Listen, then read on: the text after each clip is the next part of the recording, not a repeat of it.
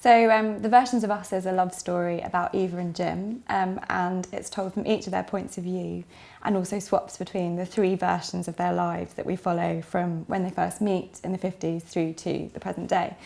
It did take a fair amount of planning. I had to sit down and think quite carefully, not only about who Eva and Jim are, but about how each version of their lives, both together and apart, would play out and how they would complement each other, be distinct enough for readers to follow and know which version they're in, but similar enough that we felt that they were essentially the same people in each life story, in each narrative.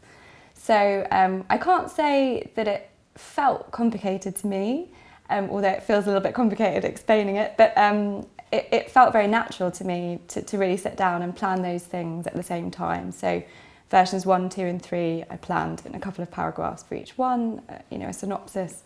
I did character notes and sketches, sketched out a timeline for each narrative, but I wrote chronologically. So I began at the beginning and swapped continually between each of the three versions as I went along. It felt absolutely natural to me to do it that way. I think if I had told each story separately, I might have found myself gravitating emotionally more towards one over the other.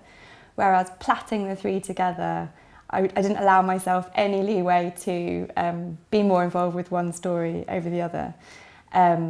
So although it seemed like a complex project when I started it, it immediately just became quite instinctive and natural. I wanted each section to complement the one that had gone before and to lead naturally into the one that followed. So it was really like plaiting something.